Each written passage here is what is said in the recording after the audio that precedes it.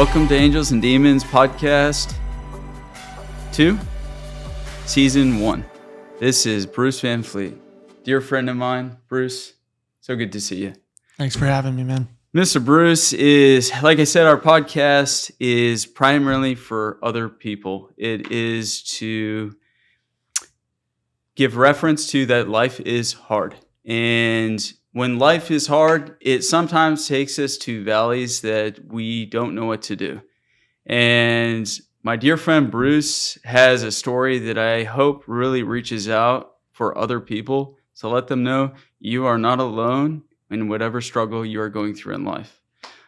Bruce VanFleet, he's just going to tell us a little bit about his ministry, the work that he was involved in before and up to the time he had a plane crash. So, Bruce, if you'd be so kind, just give us a little bit of introduction on yourself and just what you were a part of before you started flying. Yeah, sure. I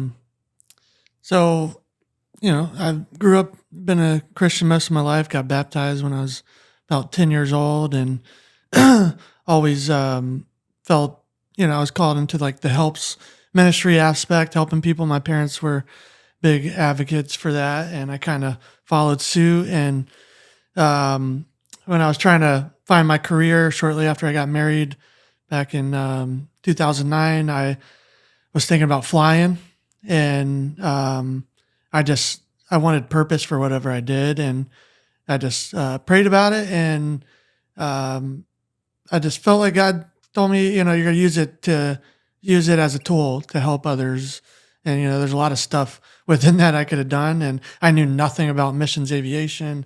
At the time, it was just new. And that's kind of how I knew it was like, okay, this was from something else and not just my own mind. So I just started seeking that. And I did a bunch of research on missions aviation and flying. And I just found it was going to be possible to do it as I went, like per hour, and not in one big bulk loan or something. And I like that. So I started that back in 2009, and the journey began.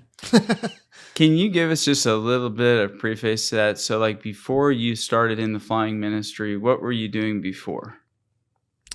What was I doing before? For a long time, I worked in different labor jobs. Is that what you're talking about? Before you went into this idea of going into ministry work and flying, you were doing some day-to-day job, was involved with whether it was, what was that? That was just kind of construction work? Yeah, I did a bunch of things prior to that time. Like I grew up in Ocala, Florida most of my life up to when I moved to Jacksonville in 2007. And I just did odds and ends. I was a server. I worked at Starbucks for a while. Nice. And I had a lot of different work stuff under my belt. My first job was Spencer Gifts. So that was when I was 16. So I don't know, a lot of different stuff kind of just led me to eventually, I just wanted to get out of the small town and go to the big city. And my sister lived up here, so I did that.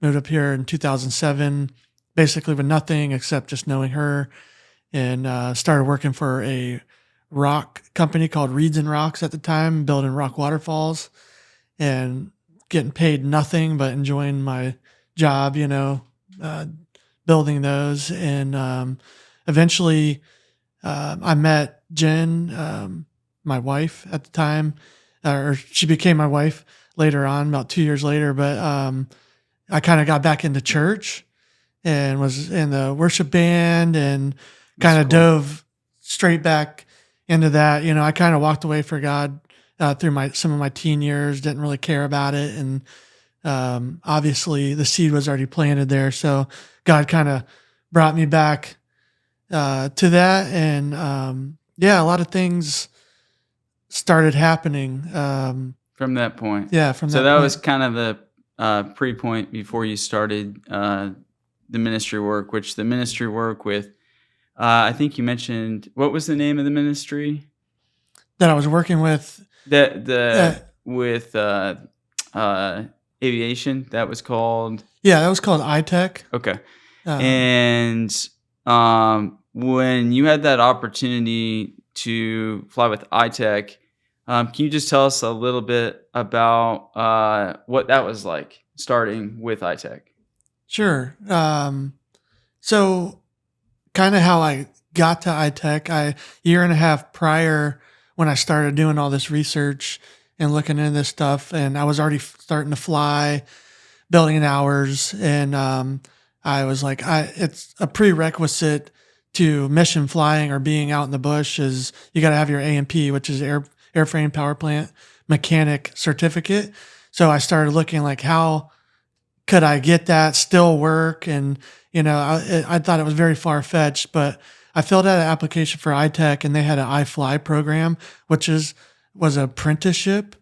It was 2.5 years full-time apprenticeship, but it gave me real world experience, building experimental aircraft, doing panel upgrades on avionics, maintenance, you name it. I had power parachute experience and everything when I finally got there, but I filled out that application about a year and a half prior.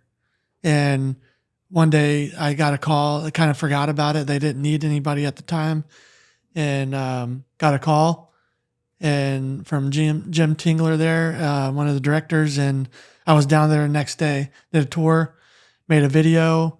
They required some stuff on me, come in for a week, try me out, and they accepted me. And so probably I gave, at the time I was working for Crystal Clean and doing pressure washing, window washing and stuff. And that kind of helped me pay for all my flight as I was going. And then I put in my notice, went down there and started my apprenticeship with iTech. And they were a missions nonprofit. It stands for Indigenous Technology Education Center. So they did So whatever your all talent, kinds of stuff. whatever Yeah. whatever your goal or whatever your career path was, iTech was very good at kind of identifying what your strength was and then Oh, yeah. putting you into that role. What led to the flight where you were going in? What was the mission and goal when you had that first flight with iTech? Can you tell us a little bit about that? Yeah. So I was going through iTech. I was about a little over 2 years into my apprenticeship. And, I had done a little mission flying in some aspects and among some other trips I had done with some friends to Africa. So I was kind of in that mindset, gearing up. So I built a lot of flight time through iTech and all that, which was awesome. And obviously I had my mechanic experience now. So I was getting close. So I started looking at what other organizations out. I really felt called to South America. So I started looking and kind of through the grapevine, talked to some people privately, and they were like, hey, we have this aviation sector of our nonprofit that we do pastoral training, emergency evacuation, stuff like that for patients out there outside of Guatemala City. So I was like, I'm interested in what you're doing. So I like I said, I wasn't done with my apprenticeship yet. iTech but- connected you, and the missionary work was with Guatemala. Yeah. Okay. Yeah, it was, in that realm, it's kind of a small world, right? So you just get to know people and talk. And that's how I just kind of found out through people iTech knew and people that filtered through iTech. They would do tours there and stuff. And we got to talk to people about iTech's story, which is really cool. So yeah, then I wind up had the opportunity to go down there and check this organization out. To see what they were all about. Was there anyone with you that was flying when you went to Guatemala? Did you have a lot of? So you said you had a lot of hours. So this has been something that you were very familiar with, flying in and out. On one particular flight, things were different. Oh yeah, and. Can you start telling us, now that we understand that with your missionary work in Guatemala, who was on the flight with you? What was the atmosphere like before takeoff on this one flight that really, we're going to say, kind of changed your life? Oh yeah. So I went down there and I met the director of their aviation sector, and his name is Luke. And I met him the day prior to the flight we were going to take. I really didn't know we were going to go. Just one day. Yeah, prior to the I flight. went down Okay. there. Didn't really know anybody, so it was just kind of all new to me, and it was awesome being in Guatemala and the whole experience. And they got to talking. They were like, "Well, we're going to scope out some small airstrips to the north, toward the Mexican border, of where we want to start doing some missions and pastoral trainings, and we got to get people out there." And possibly help some of the villages and the people there. And so they were like, "Would you want to go on the flight?" So I was like, "That sounds like a great opportunity. That's why I'm here. I want to check this out." So Luke seemed like he had, I think, over 3,000 hours of flight. So he was flight just time. like you. He had put in his work time as far Yeah, as flight hours. he was. You could tell he was very experienced, very trustworthy. So I was like, I had no problem, jumping in the plane with him. And at that time, I was already a commercial pilot, and so I felt confident with us being in there. So yeah, it was a small little strip, grass strip, kind of on a mountainside. There it was about 1,000 foot, maybe 1,100 feet, maybe, which is pretty small, and it was sloped. So it was an interesting strip to get in and out, especially with the 182, like we were in high performance. And then you have high density altitude comes into play. A warm day, we had some cloud buildup to the north, and there was a lot of factors at play we had to be aware of. But yeah, we wound up taking off into the wind, going downhill, which was awesome. Made it a lot easier coming out and through that valley, and off. So everything off we fell went. on this flight. Obviously, you've done 3,000 plus hours. That's a lot of time. Not I I, think not I. Luke, not Luke did. Yeah. Yeah. You both though had spent a lot of time in aviation and flying. Oh yeah. And so you're in Guatemala. You're doing another flight to help this missionary organization, and everything felt normal. Would you say? Oh yeah. Things felt normal, just like another day of doing what you guys do. And I wasn't in Florida anymore, that's for sure. But so it felt different in that regard. So yeah, I've been to South America. It felt special, exciting, a little nerve wracking. Yes. You're flying in the mountains. There's a lot of nothing out there. No places really to land. So Lots to learn. It starts bringing that reality of like, okay, mistakes really can't happen, but we can enjoy this, as much as possible, and just keep safe as much as possible, just like we did in all our training. So off we went. Just normal day, blue skies.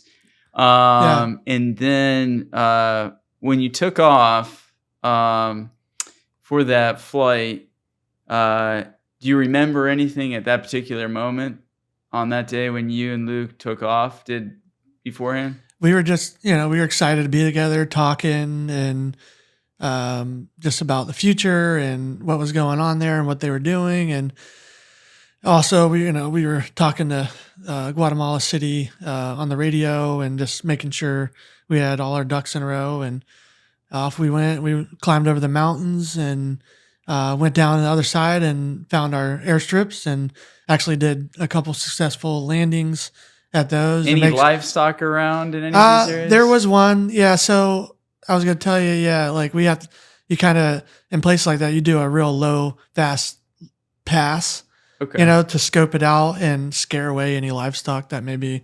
There could be cattle. There could be, goats. I mean, you don't want to land in any of that, potholes, towers. We were looking. It was new to even him. So no wonder there's training. Scoping. It's a lot different than landing in it's so Jacksonville different. International Airport, where it's all incredibly cleared different, and fenced off, or even if you walk into the airport zone. Like at one, there was a trash dump at the end of the runway. Like you're like they don't really placement. Yeah, so it's like you never know what you're gonna get out there. Wow. But that was all successful, and then we started heading back, and everything was normal. We had enough fuel. We felt good. And so, yeah, we were coming back in, talking to Guatemala City, and came back around, and they cleared us. Now we weren't able to talk to them because we were kind of going out of their sector and out of the range of the radio. So off we went and found the strip, and we came around, did that same thing, low pass, and made sure everything was kind of scared away and everything looked good. And obviously now, coming in, we were going to land uphill, and we had a tailwind. And we knew that, and which means you're probably moving faster. It's going to push you faster. Okay. Yeah. And so in places like this, you got to get it. Like if you don't understand aviation, you have approach charts. Here it's all digital and nice, and you have these lines and altitudes. In places like that, it's like hand drawn. It's like, here's a tree. That's your missed go around point, and it's just different flying. And so unfortunately, we came in, and Luke was a little too high, too fast, and I guess he felt like he could still make it. And we were past our go-around point. We went to land, and by the time we were almost touchdown, we were more than halfway down this very short strip, going pretty fast. And shoulda, coulda, woulda.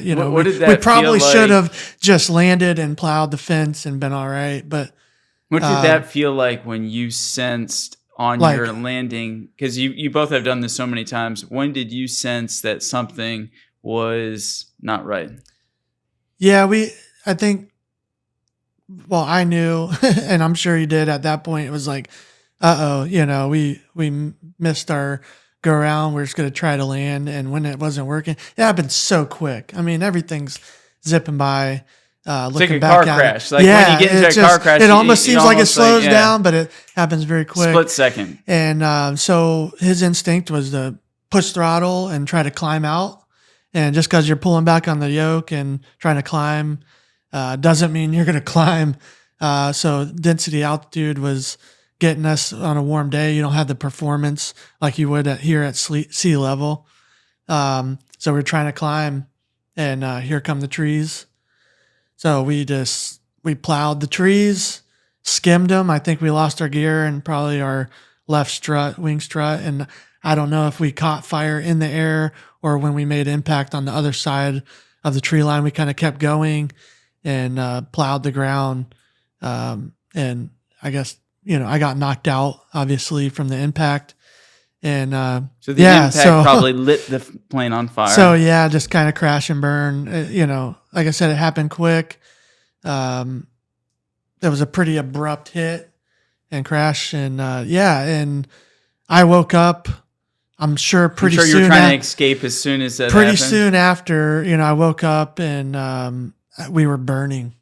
I mean, hardcore burning. And your instinct is just to get away from flames, right? So I imagine, you hit your head on the bulkhead and you're knocked out. Mm-hmm. And when you wake up, all you wake up to is you are in flames.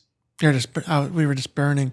And so was there anything that, for survival, was there anything that came into mind that you just subconsciously did that might have saved your life? So, the instinct was to get away. And later come to find out, my instinct was to close my eyes and hold my breath. Right. And I had weight, cause I think we kind of crashed and plowed in like this, and I was kind of hanging on my belt and I couldn't really get it off. I had weight on the clip. So I was eyes closed, holding breath and burning. And I was like, I found the clip finally, and I fell to the front, and I look over and my door happened to be gone. What a blessing. It's crazy. And I wind up crawling out. I had a broke leg, smashed head, my face, and later come to find out my nose was hanging off. Like I was very much injured. Out of the plane at this point. And I crawled out, and with a broke leg, I started walking up the hill. And then I kind of looked down and I noticed I was still burning in my shirt, my pants. And I kind of stopped, dropped, and roll. That elementary instinct kicked in, Stop, drop, and roll. And I laugh now, but it was incredibly painful and scary. And the shock was set in. So It's I just really amazing to me that you were, what a miracle. I mean, talking about angels, like, I mean, it's a miracle that, first of all, you were naturally in that moment able to subconsciously undo your seatbelt. You're hit in the head, you're unconscious for God knows how long, right? right. The door is off, so you're able to roll out of the plane. Now, Just the scenario is perfect are almost you for on me to. fire? Or like, I I mean, because if was. the plane's on fire, you're on fire. I was on fire, and so like I said, I walked up the hill, stopped, drop, and rolled. Then I kept hearing the plane blow up, and I got up and I struggled up the hill, and I saw farmers coming out of the fields because we were kind of in the middle of, to me, nowhere, right? Nowhere land. So I was like, how am I gonna get out of here? I could look at myself, and my hands were peeling like flowers. It was just really crazy to look back and think about. And so I saw the farmers come, and I kind of just laid down in the grass. Then I realized, I was like, Luke's in there, and I had no idea if he had got out. Now that my instinct to get out was already past, like I was like telling them there's another guy. Fight or flight mode. So Your mind I is really like, don't know like when and how they got him out. I know eventually they did. And so I laid in the grass, and I was like, now what? And who's going to come and get me? What's going to happen? Am I going to die right here in the field? And I hear in the distance just a little wee-oo, wee-oo. And I was like, oh my God, somebody's coming to get me.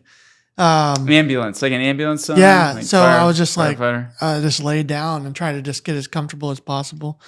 And a little rusty black truck come pulling up, and they put me on a little stretcher gurney, and slid me in the back, and they slid Luke in there next to me, and I just kind of looked over, and he was very, very badly burnt. And I thought I had looked like him, so I was like, yeah, I'm gonna pass away, like this is it. So Was it painful I made it at that point? I mean, it started to kick in once I was rested. The adrenaline was wearing off. Yeah, and it was the getting pain very was starting. painful, and I just was yelling out, and it was very bumpy. If you know Guatemalan roads, the backcountry is very bumpy. So I kept hitting the window, boom, boom, boom, slow down, It's amazing that I was able to do that. And so we made it back to the clinic, and I couldn't really breathe really well. And so I remembered my wife's name, number, all the information, kept telling them how much tell them I love them, tell my son, he just had turned 1. And I just was so sad to be, leaving him. And I thought I was going to die. I was on the brink. So the next most important thing to me was reconfirming and making sure that, the God I was serving was going to take me into heaven, hopefully. So that was my plea.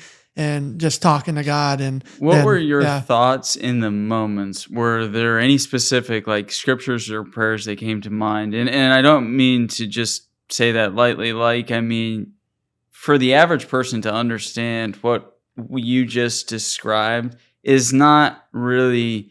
You can imagine it and you can think about it, but literally, you're coming down to land. The landing of the plane goes wrong.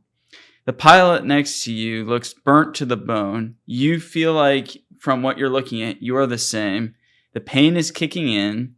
You literally now are getting transported. You're half unconscious. And what were your thoughts in that moment? I mean, what were there specific scriptures or prayers that came in mind? Because I'm telling you, like, if I was in your shoes, I don't even know where I would begin. Like nobody does. You can't prepare for that. You really can't.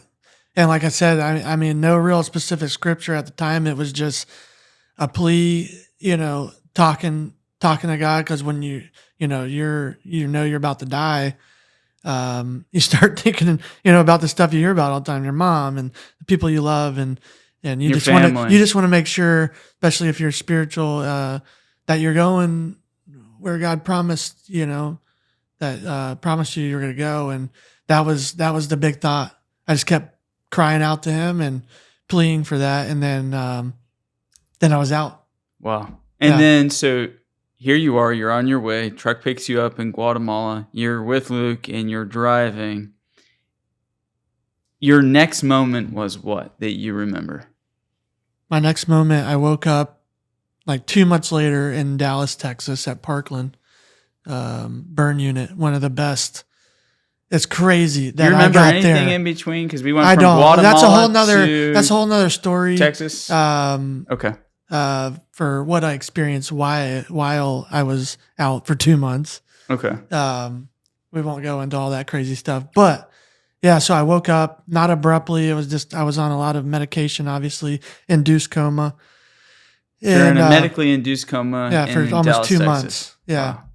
And come to find out, they got me out of Guatemala. My passport burned and everything in the plane, and they got me out on a life flight there to the States within 24 hours. So pretty cool, to one of the best burn units in the world. So I was super blessed and lucky for that. They helped save my life for sure.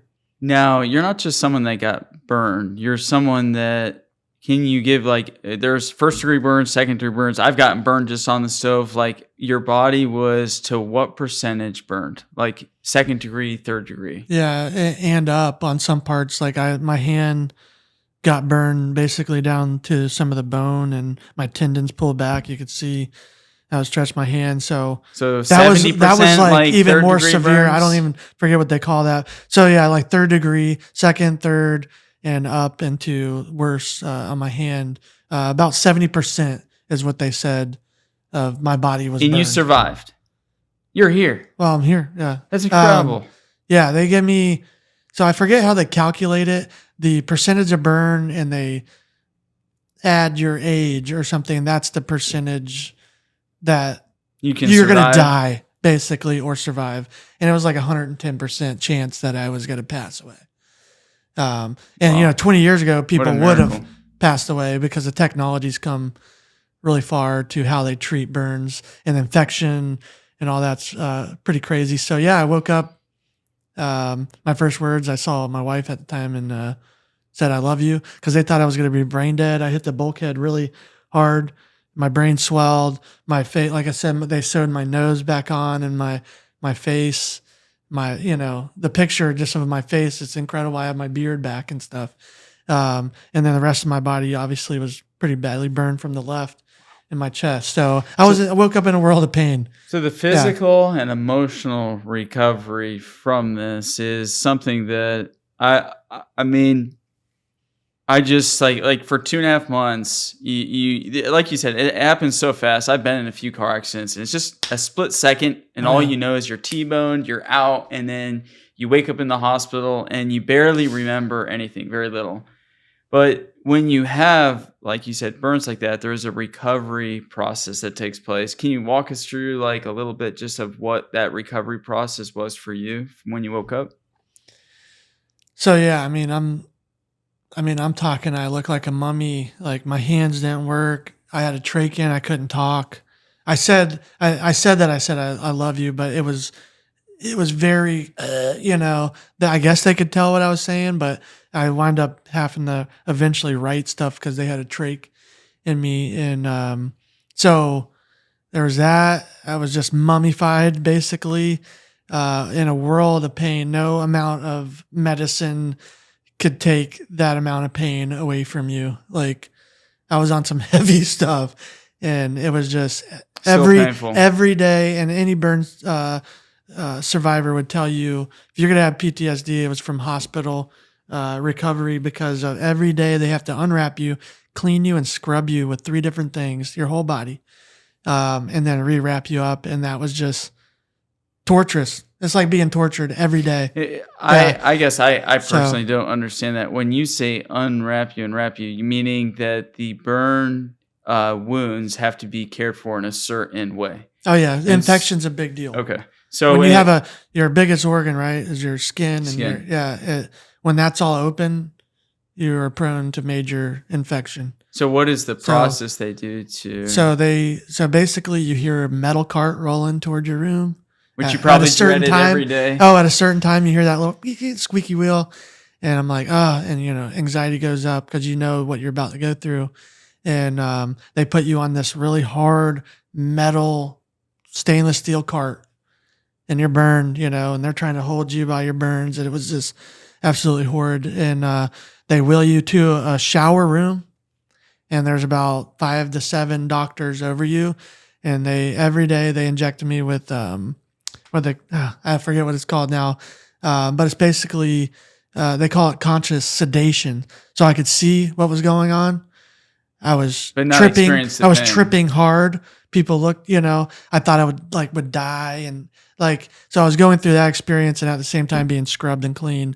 I did that every day for 5, 6 Wow. months. Wow. I would Yeah. have nightmares myself. Yeah, it was personally. absolutely something out of a nightmare, and I feel for the people going through it right now. But yeah, so that was my day to day. For how long? Like how long? I was in the hospital, I think altogether about 9 to 10 months, back and forth a couple times. Taking care of the burns, going through the process. I went home at one point. I eventually wanted to come home. So they got me to the point where they thought my wife at the time, Jen, could take care of my cleaning. So we found out shortly after she couldn't because I was in so much pain. How many months was that in? So That was about 3 or 4 months in. Okay. And then we came back, a first class flight, regular flight on Delta, all wrapped up like a mummy, back to Florida. And then about a month later, I went back to Shands in Gainesville for a couple months to keep my wounds. The They started level getting of worse. trauma 5 center, so they had the facilities probably to take care Yeah, of you. they have a nice burn unit there. So yeah, they started caring for me, and Wow. just kept going through that process.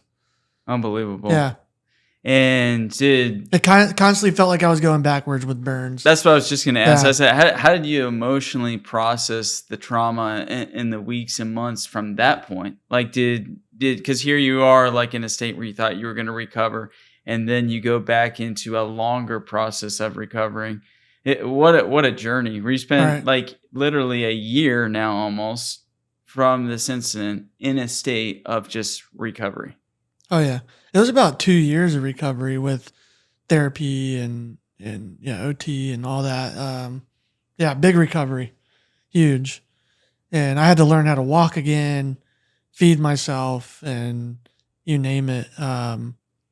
So yeah, I just did a lot of therapy, try to get back to life. The hospital, the staff were awesome.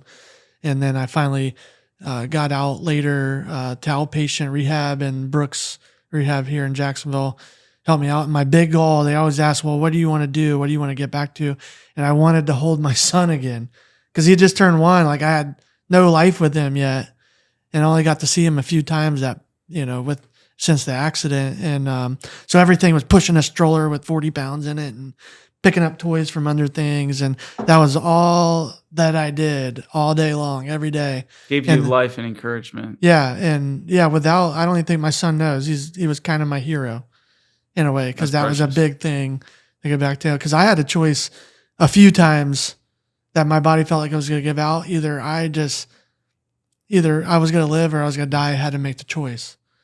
And my doctor, Carson, at the time, and I hated him, but he was so right. You're not going to die from the pain. You're going to die not pushing through the pain. Like keep pushing it through recovery.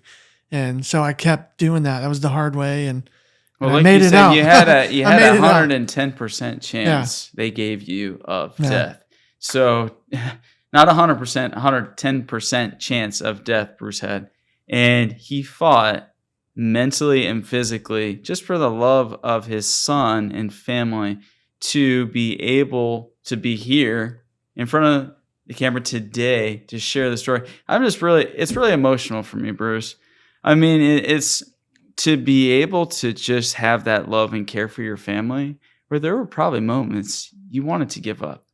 Oh yeah, big time. I've been through some pain in life, and it's not about me today, but I've been through some pain, and I'll tell you this, like you have to fight, and it's like you're no man that I need to give an education on fighting, because there were probably some moments where you wanted to give up.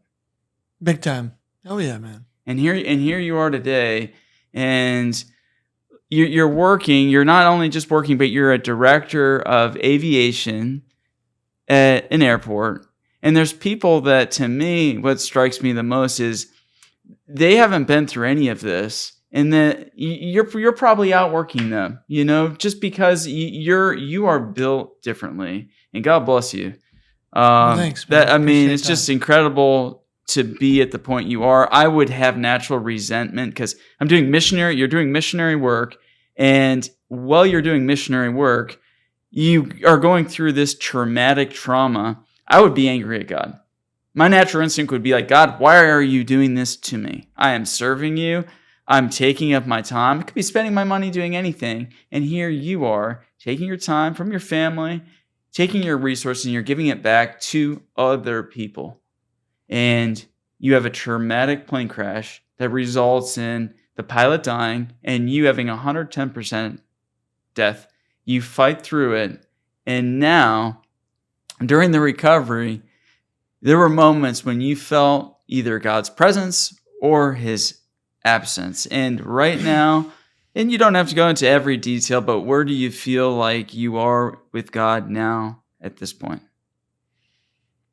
So I think I kind of feel like my view in my relationship with God changed drastically. Like it wasn't necessarily about church or people or a pastor or any of that stuff that we think of Christianity. It was this real spiritual being that you can have it's a feeling, and it's just a spiritual thing. If you've never experienced it, then I guess you wouldn't know, but I recommend it because it changed in the way of like, I saw creation different. I saw me different in the eyes of God. God was pain. God was sadness, but God was joy and strength and everything. I don't know how I would have done it without my faith. Honestly, I couldn't have. It was your rock. Yeah. I say it's my boy. We said he's kind of my hero, but ultimately that was a big, Well, that's big an thing. image of Christ. Yeah, Christ is like right. we Through are the crushing, we are sons and daughters of Christ, and so therefore our offspring or your son is an image or reflection of what Christ Right. is to us. So that natural instinct for Levi to be so part of your reason to want to survive, to go through this, to make it through all those challenging things, like you said, the cart coming up, you knew that was a very uncomfortable aspect, and not to bring attention to this, but even when I was 8 years old, I had T-cell leukemia, and I remember there was this lady, Wanda, and half my face was paralyzed, and she would have to zap my face for an hour to get the feeling back for 4 months. For an hour, having your face zapped, electrocuted, basically. And when I heard that car, I know what that sound is like. You're like, oh no. It's like, here's my hour of torture. It's Right. not something you delight after. No, So not at all. you held to things that got you through what you needed to, and just that alone is an amazing story, because your faith was so deep that it literally brought you out of a valley that you thought maybe you as a human being were not capable of doing alone. I feel like the call, like if I wasn't so goal oriented and felt the call that I did also, like I probably wouldn't have pushed this hard. I just felt like it wasn't over, that's all I can describe it as. Like there's something I need to do. Everybody's like, well, you must have a purpose because you survived. And that's a hard thing to think about, because sometimes I'm like, oh, I'm just working and I'm doing this and that. But here I am telling a story that hopefully can help others through their trauma and see on the other side how blessed you can be and what you can do and what your body's really capable of. So, I mean, that's my hope in all of this. Because honestly, I am just a regular man. There's nothing to me special about my story. It's just something that I feel we need to talk about, because it is traumatic. It is all that. And I am on the other side, and God did some amazing things throughout. There's a lot of details that I just can't go over. It'd take forever. And that's part of what God led me to this show, is because I realized that everybody has a story, no matter how difficult or no matter how light it is. It's very, very hard. Life is hard. And sometimes you feel like what you're going through is hard, and then you meet someone and you're like, God, I was complaining about that? Like, that's the issue I was having when there was someone that went through so much more. And there's just a lesson in being thankful to God in each day. And for you to have that thankfulness and appreciation is just absolutely amazing. And one thing I want to touch on is, Bruce, you not only went through this extreme, what I would call an extreme accident, but through the process of the healing and stuff, you lost the love of your life.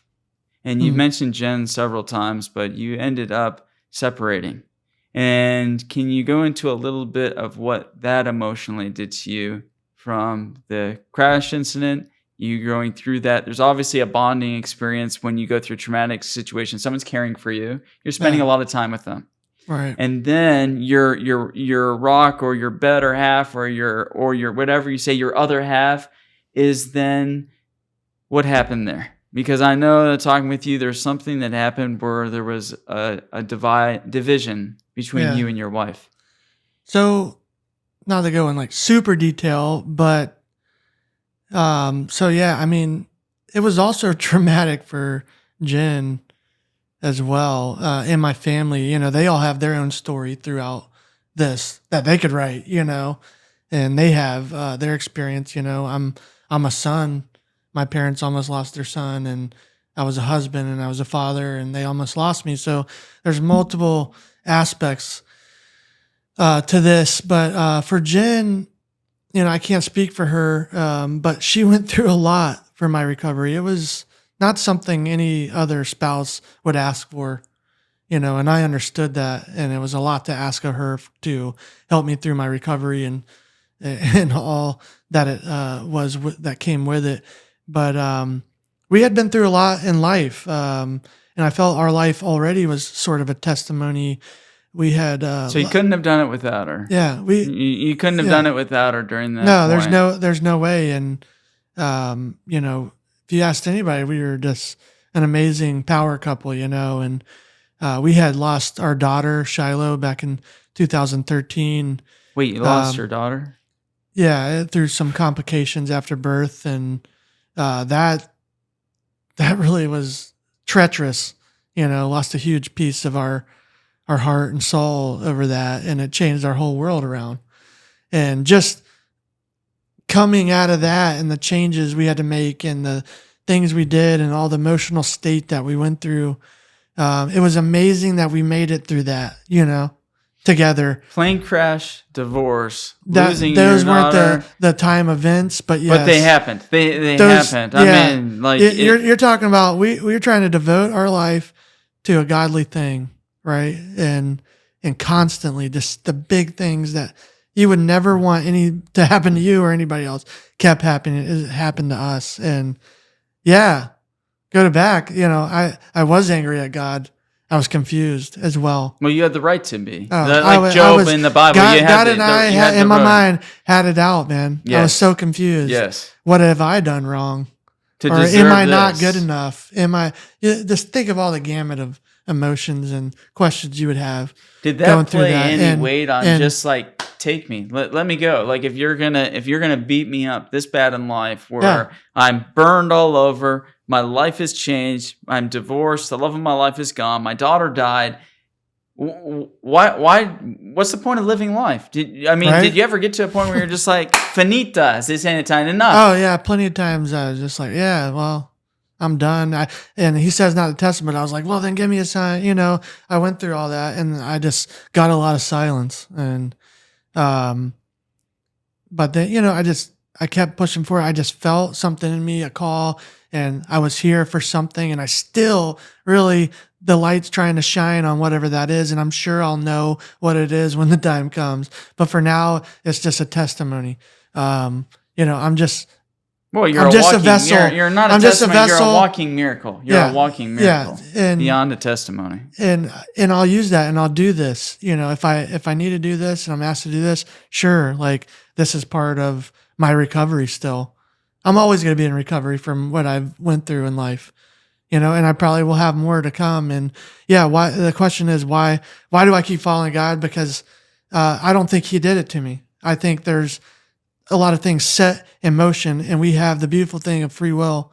and we're fragile beings. And I did some crazy stuff flying through air with a hunk of metal, we're not supposed to do that. And, but it all just comes down to the things that happen. I look around and it's like, it was really about everybody else. And it still is. Like, I have people around the world, right? I have a box of letters at home. I'm like, when I finally was coherent enough to like know what was going on, they're like, set it on the edge of my bed. A box of letters? Cards and letters and things. And I started. For when you were in the hospital? Yeah, my parents and Jen started going through them with me. And it was just, I don't know any of these people. They were from everywhere. Everywhere. In support of what? I almost died in a crash. Who cares, right? But somebody cared. God cared. Well, that's the only thing. You flew for ITech missionary group that put you. Well, I'm just saying in general. Yeah, I mean, how many people are selfish? I'm just going to be honest with you. They care about themselves, whether it's work or not. People at work, they're like, oh, I just work here. Right. Like they don't care. Or give a shit about what's going on. It's like, hey, I'm just, who cares? As long as I'm good, everything else is good. It's easy to be that way. And hearing through your story, it could be anybody else, but to have a box of letters of people that actually acknowledge, hey, listen, we care about you, we love you.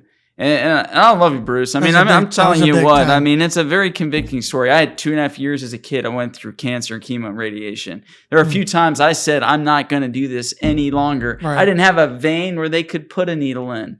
And so I had a port. Port went bad. Port had a clot here. They were like, you're not going to live here, this and that. I get what you're saying.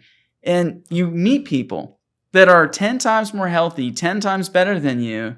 And it's frustrating. You probably as a director see it, just the laziness, the unappreciation for life when in a flick of a second can be taken from you. I think we take stuff for granted when we get complacent, our day-to-day schedules and stuff. And just the fact, being able to get up and walk over there and grab some drink and stuff. We don't think about that. No. I actually do. Well, I told my fiance, I told my fiance, I said, sometimes it'll be brought up, it's a Monday, it's Tuesday. I'm like, right. I don't see days of a week. I don't see a Monday. I don't see a Tuesday. I don't see a Wednesday. I see a day of life. Well, because of what you went through, man. Your eyes have been open. It's a day you are living.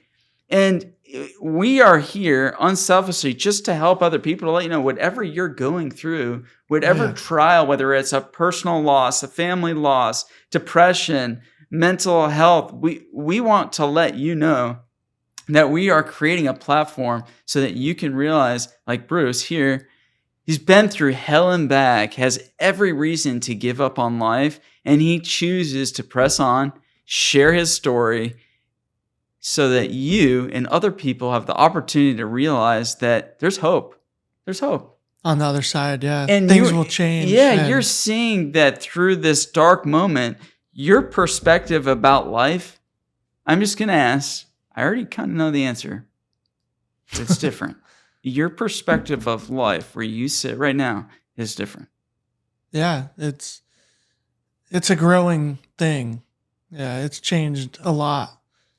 From darkness to light and back, back and forth, and just through the different seasons I've had. But yeah, right now where you're seeing me, it's a good spot. I just feel like I'm kind of coming out of a lot of that stuff I went through and seeing it in a different light and how God's working and where I'm at. Like who would, I felt like less of a man. I couldn't provide for my family for a long time. I came off a disability to get back to work. I kept trying because I felt that call and that urge to keep going with my goals. And I think that's a big important thing. I mean, it's your choice. You can give up, right? We have the choice to do that. But what are you going to miss? What's happening on the other side? Don't you want to see what that is?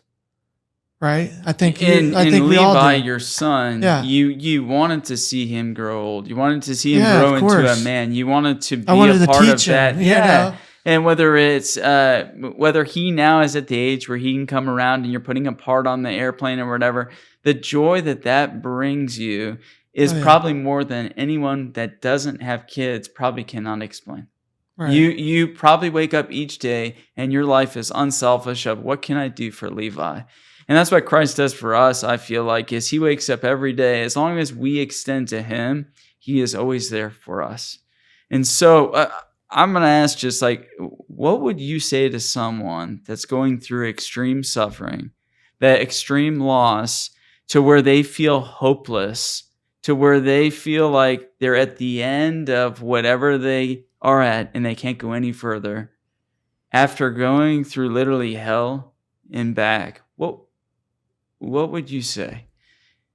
I mean, that's a big question, big answer to unpack.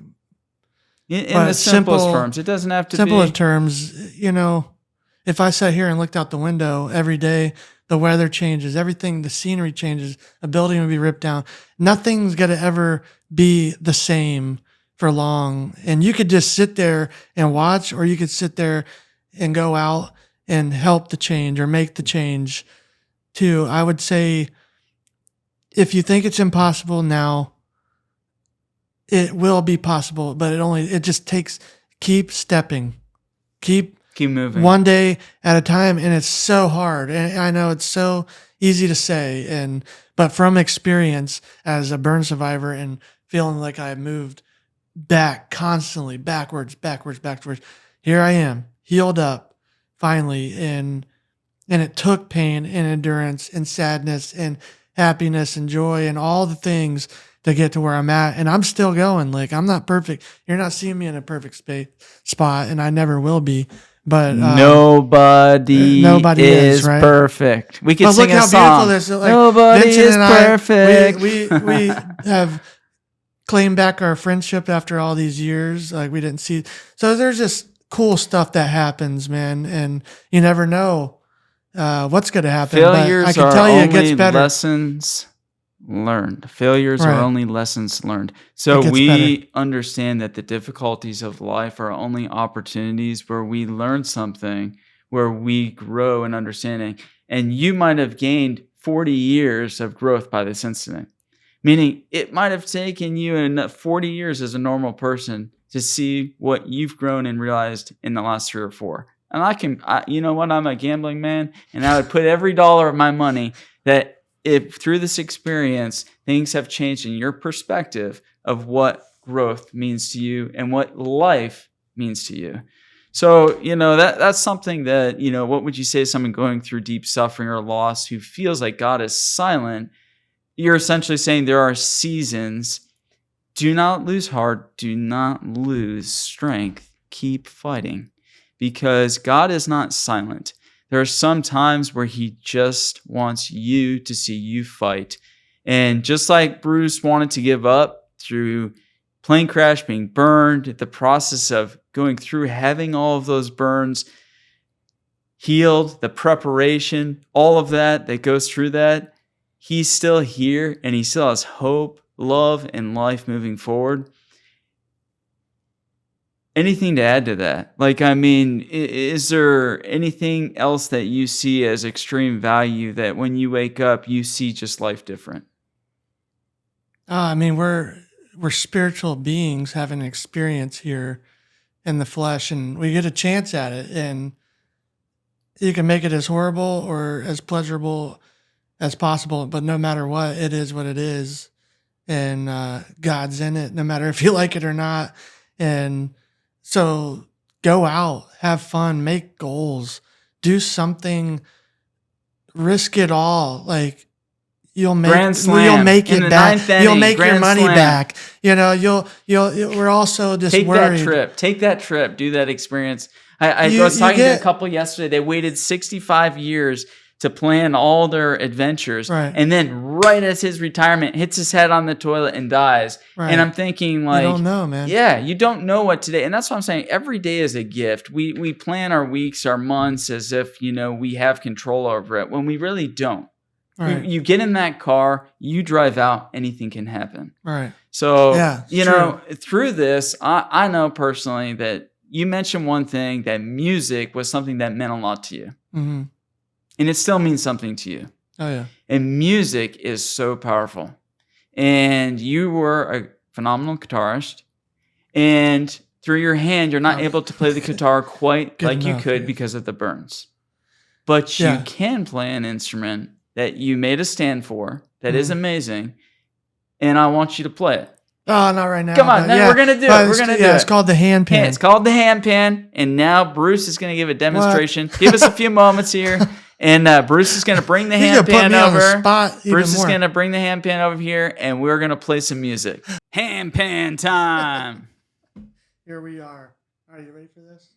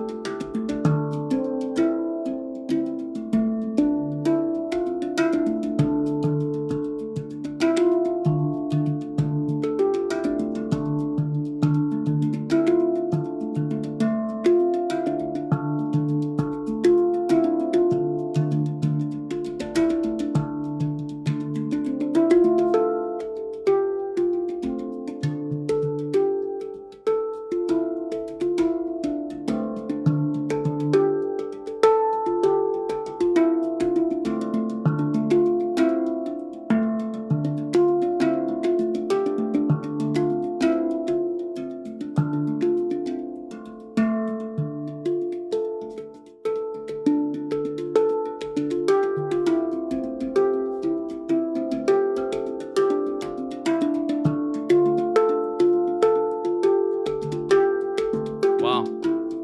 Thank you, Bruce. Wow. Wow. That's incredible. That is incredibly beautiful. I just want to thank everyone for listening to Season 1, Episode 2, called Awakening. Bruce, I can't thank you enough for coming on and sharing your inspirational story of just what you went through. And most of all, his love for music is something that really, besides his son Levi, his love for music is something that's carried him on in life. And here he is able to hold on to something that is so meaningful to him and still play music. An incredible story. Thank you for listening, and look forward to episode 3, which will be with Dave Gervecki, a former Major League Baseball player who lost his arm to cancer. And we look forward to seeing you next time. Thanks for very having much. me.